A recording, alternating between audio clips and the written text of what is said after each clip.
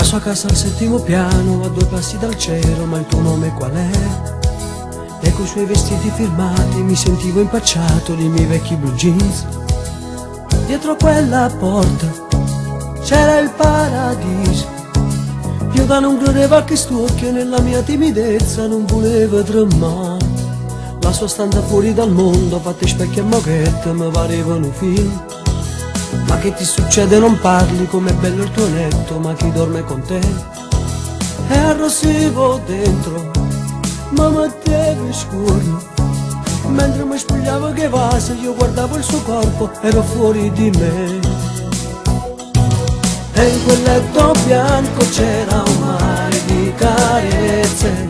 Io la prima volta, lei maestra di dolcezza. E quei corpi nudi stretti insieme in un respiro, visti dallo specchio come una fotografia. Ma volevo ancora, no, non mi bastava mai. E perdevo scorrere in due vasi che ammerevo. Ma sentivo strano più cresciuto in tuo cuore. E annegavo ancora dentro il mare del suo amore.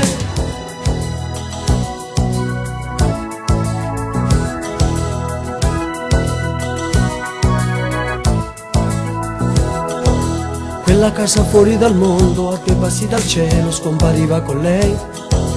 Io con gli occhi ancora sonnati la cercavo vicino, ma non era con me.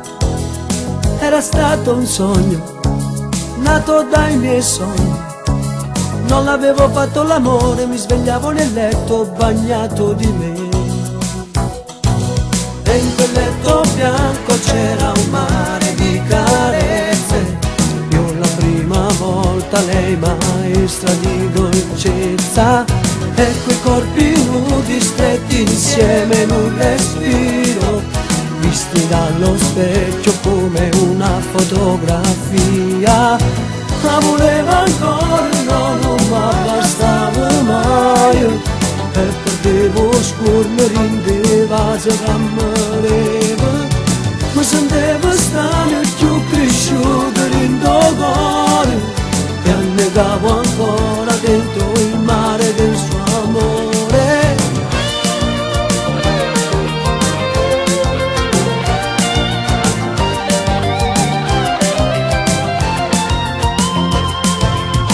Nel letto bianco c'era un mare di carezze.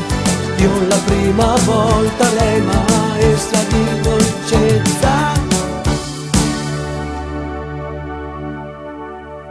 La sua casa al settimo piano, a 2 passi dal cielo, scompariva con lei.